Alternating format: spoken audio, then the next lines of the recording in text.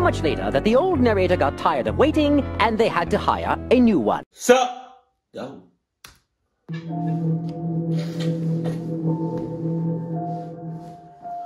My uncle had offered me to look after his house while he went on vacation with his family in Europe. Alright. My aunt and cousin had already left in advance, while my uncle had to finish up some business first. It's in the mountains? Once he finished everything he had to do, he asked me to take care of the house for a few weeks. In the mountains? He knew how much I wanted to live alone, so he offered me this opportunity to experience it for the first time. In the mountains? He forbid me from inviting any friends over or hanging out in the yard too much. In the mountains? I didn't understand why, but I assumed he didn't want me to walk outside too much, as the large amount of snow that had accumulated could cause an accident. In the mountains. After giving me many instructions on how to take care of the house, he left me a large amount of food in the refrigerator, then left. In the goddamn mountains. I must admit that at the beginning, it was actually better than I expected. I didn't feel uncomfortable being alone, and I actually felt I could do whatever I wanted. Everything was going perfectly, until the middle of the night, a noise woke me up. More surprised than scared, I got up quickly and looked around. There was nothing, just the darkness of my uncle's room illuminated by the intense moonlight coming through the window. I looked out the window to see if it was snowing, and to my surprise, not only was snow falling, but it looked like there was a blizzard outside. Surprised, I stared outside, unaware of what was actually going on. I turned around quickly when I heard the same noise come from the front door downstairs.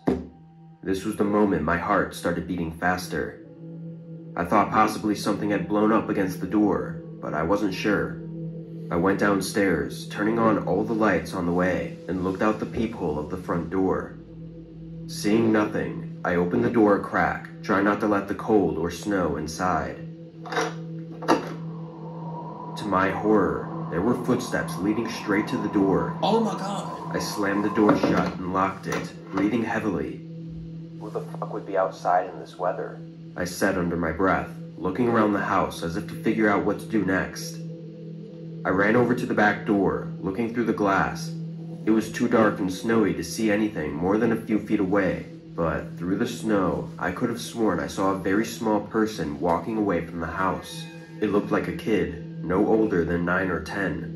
A brief lightening of the wind allowed me to see more clearly for a split second.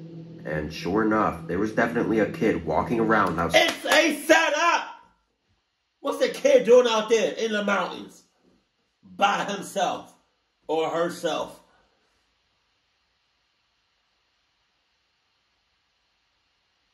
While it's the blizzard going on. Get the hell out of here. Don't you open that door again. The house.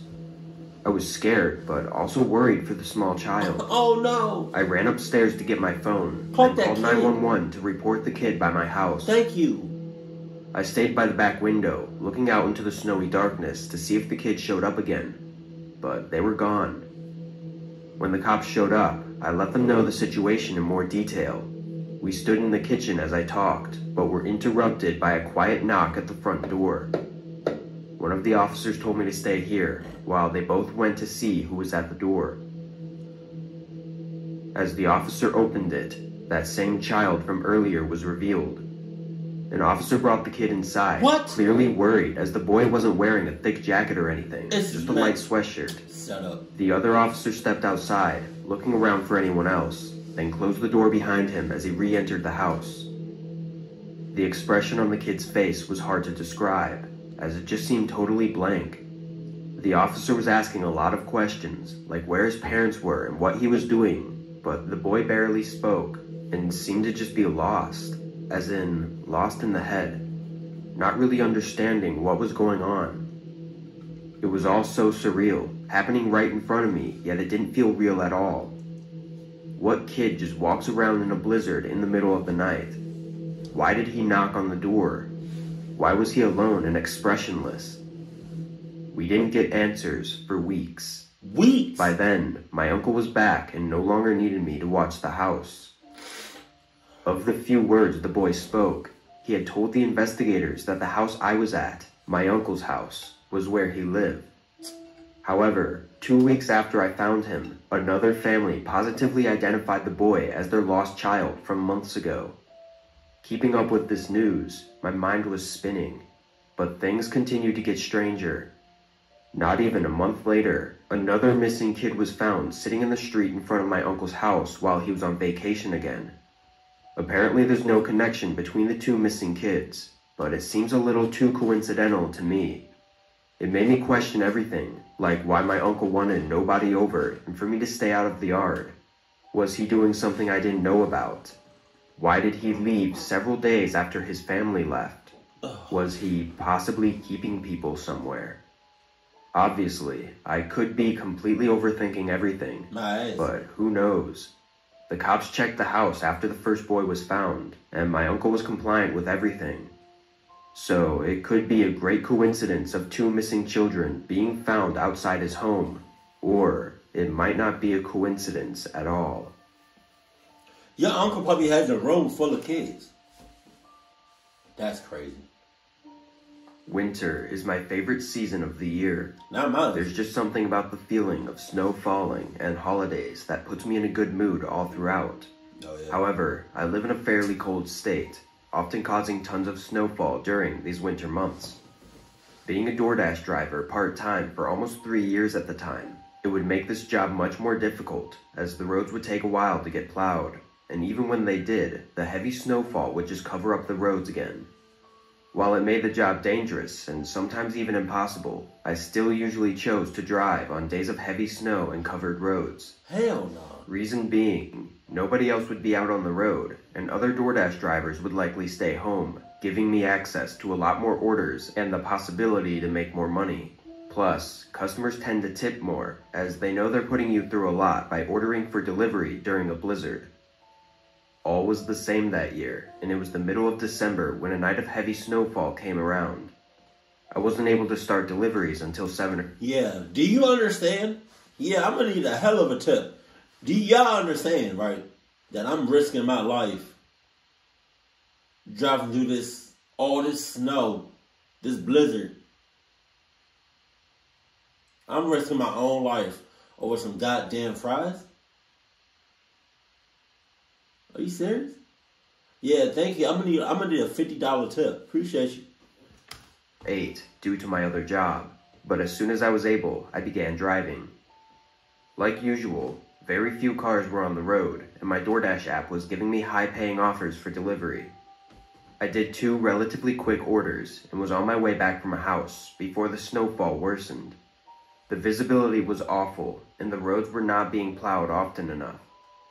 My car wasn't a piece of junk. It had all-wheel drive and all-season tires, but this snow was really making me struggle. I slowed to a stop sign and was barely even able to start moving again, as my tires just spun under me. Finally passing through the intersection, another order popped up on my phone. I looked at it for a second, fighting with myself whether or not to do it, before eventually rejecting it and closing the app. The roads were too dangerous, even for me. The specific street I was on wasn't very far from the main town, so my goal was to just get as close to town as possible, hoping that more snowplows had uncovered the roads. I drove slowly, going 20 on a 45. As I rolled through the poor conditions, I barely made out something large in the middle of the road ahead of me. Come on. Having been unable to see it until it was too late, I slammed on the brakes, and while my car had stopped in time, the back tires slid behind me and dragged my car off the road and into a thick layer of snow. Damn. Thankfully, it was a soft to low-speed crash, but it didn't help the state I was in. My car was completely stuck in the snow now, and I knew I'd need a... I heard if you're driving in the snow, or like anything slippery, you can take your floor mats and put them where your tires are, or like right underneath your tires, and use them as like tread. Anybody ever thought about that? Does that work?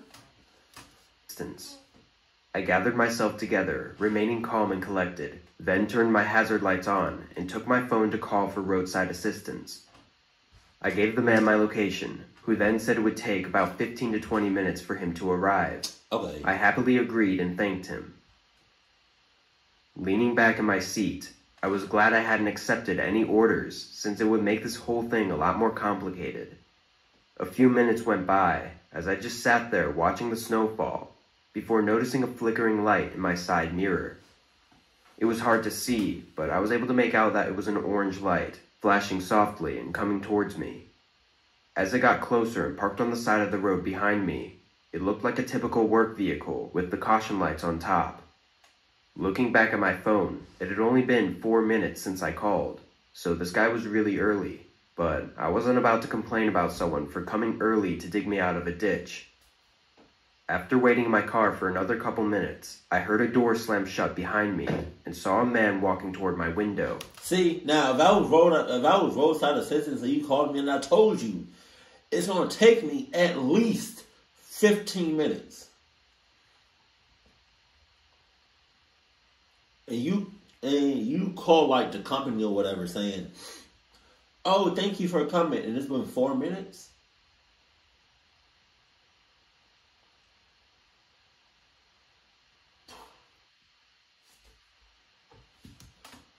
Once he was a few feet away, I rolled it down a few inches. "Hi, sir. Did you need assistance here?" he said. "Yeah, I called a few minutes ago. I just needed help getting back on the road." Wait, what? See? Sus. That's a red flag. How you gonna ask me, do I need assistance? Or did I need assistance? Obviously I need assistance. And also, you would have known that. I responded, though it felt a bit weird explaining myself, as the situation was pretty obvious. "Right. Let me see what I can do for you." The man walked around to the back of my car and began inspecting it, assumingly looking for a place to set up the hook. Now, I've never done this before, but I always assumed they attach a winch to your car and drag you out. I had no idea where they attached it or anything, or even if that's what they actually do. The man stood behind the car for a bit as I watched in the rearview mirror. Then, a sudden rush of cold air shot through as the man had opened the trunk. I looked back and saw him holding the trunk half open while scanning the inside of my vehicle with his eyes. "Sorry," he muttered, slamming the trunk closed. Again, I didn't know how this process worked, but it was really weird that he randomly opened my trunk like that. I couldn't think of a reason that he'd possibly need to open it for. My suspicions started rising, noticing he was clueless, and I started putting pieces together. I quickly called the roadside assistance number again. A few rings went by as I waited anxiously before the same man as last time picked up. My stomach dropped. "Hey, I'm just a couple minutes away. Did you need something else?" Just then, the guy came back up to my window, telling me that he needed my keys and for me to exit the vehicle for a minute while he prepared it. I kept the phone by my ear, then awkwardly told the guy that I just needed a minute as I was on the phone. He didn't respond, but rather... Battery low. You dead ass.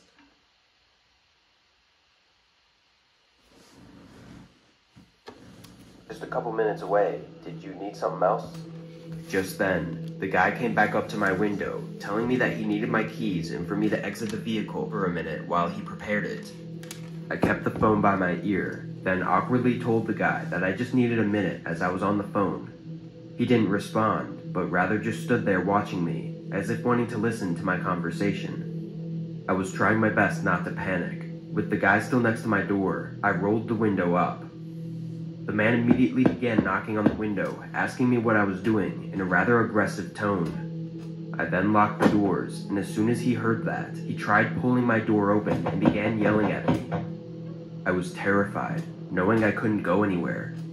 As this was going on, I heard another door slam shut from the truck behind me and saw another man running towards my car with something in his hand. Oh, shit. Then, an extremely loud horn blared from behind us, followed by bright lights shining at my car.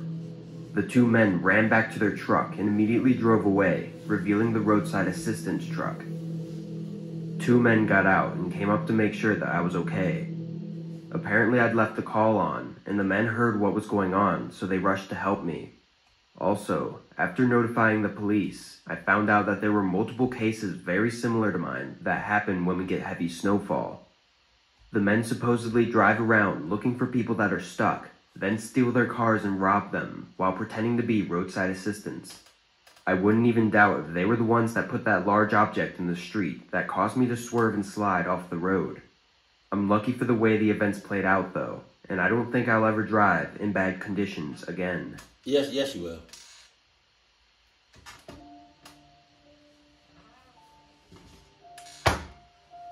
My family and I would go up north to go ice fishing when I was younger. My parents had friends that owned some cabins in pretty much the middle of nowhere. Wow.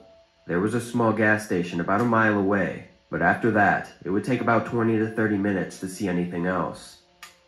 On our way up, snow was starting to fall, and I just wanted to get settled in and play some games. It was an 8-hour drive to get where we were going, and it would be around 4 p.m. when we finally arrived. It was January, so the sun was starting to set already, and I was pretty tired. We pulled into our cabin's parking lot and started to unload. The cabins had smart locks, so all you had to do was get the code and enter it in. Then it would give you the key to unlock the door. I grabbed my backpack and suitcase and went to enter the code, but I noticed there were already tracks leading up to the door. Hell no. I told my dad, and he said it was probably the cleaning person or something. I took his word for it and went to open the door. Probably? Walking inside, I saw a bit of water on the floor. Again, I assumed it was from the cleaning lady. Other than that, though, it looked fine and just how I remembered. I went to my room that I'd always stay in, and I started to unpack. But when I went to close the blinds on the window, I saw tracks again. It looked like they were coming from the woods and up towards our house. And judging by the snowfall, they had to be fresh. I told my dad, and he said he would check it out. By the time we got everything unloaded, though, the snowfall had gone from sprinkling to almost blizzard-like. My dad said if anyone was out there, they're definitely not anymore if they're smart. He made SpaghettiOs for me and my mom, and we watched a movie. SpaghettiOs? And I went off to bed. I was awoken a few hours later to a thumping on the wall. It had sounded like it was coming from outside my window. I tried to go back to sleep, but it happened a few more times, and at this point I wasn't even scared, but more annoyed really. I got up and checked outside the window and saw nothing. The snow had let up a bit, so it was easier to see. I noticed the tracks again though, almost the same place they were the first time, coming from the woods. I made sure the windows were locked before going back to bed, as I couldn't really do anything about it anyways. The next day, I told my dad, and he seemed skeptical. We went out there together, and sure enough, there were human footsteps leading from the woods to our cabin, right up to my bedroom window, then to the front door, and then back to the woods. Sure enough. We've been here before, and we know that besides the cabin, there's nothing for miles, and no one ever really camps in the woods, especially during winter. My dad called up his friends and told them about it, but still, no one could really do anything. After a few hours though, they brought over some mini cameras that you plug into the wall and then you could see a live feed of your home. We set them up inside to make us feel safer. It was a hassle, but better safe than sorry. We left for the lake a few hours later, with my mom constantly checking the cameras and making sure nobody else was inside the cabin. When we arrived to the spot, we all left our phones in the car while we fished for some time. When we got back to the car though, my mom had a ton of notifications about the camera sensing movement. My dad immediately called his friend to go check the cabin or call the police. His friend stayed on the line while he went inside the house with some type of gun. After a few minutes of silence, he said nothing was there. I know he should have waited for the police, but my dad's friends are just a different breed. He called the police anyway and explained the situation. We didn't get any video proof though, because the cheap cameras only showed live feed and didn't actually save footage. Wow. We stayed with my dad's friend the next few nights, but kept the camera up in the cabin. Sure enough, on the day we were leaving, it sensed movement again. My dad and his friend rushed over there, but again, nothing was inside. But this time, there were tracks leading from the woods to the cabin, the same tracks I saw on the first and second day. My dad thought about following the tracks, but my mom urged him not to. It's a bit eerie to think that someone could have been inside while we were sleeping, or watching us from the windows during the day. Nothing ever came of it though, thank God, but it was still one of the creepiest experiences in my life. The next few times we went up there, we stayed in a different cabin, and nothing happened. My dad's friend said they never found out what was going on there, and I guess the person stopped coming after we left.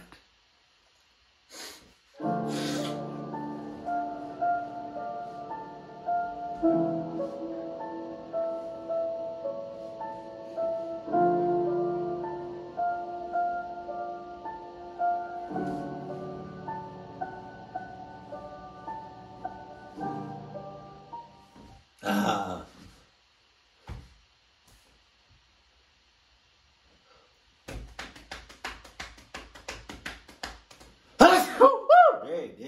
There you go.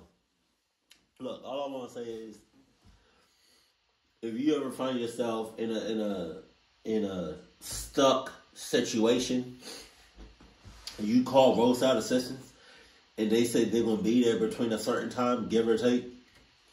And let's say, for example, they say they're gonna be there in 15 minutes, but you see roadside assistance pulling up in 5 minutes. Come on now. Come on now. Don't do that. Don't do it to yourself, please, Jesus. Also, if you're going to get a cabin in the woods or Airbnb or anything in the woods, just know you're most likely to get clubbed. No condom necessary. Keep it cool, keep it classy, and I love you. Stay happy. My family.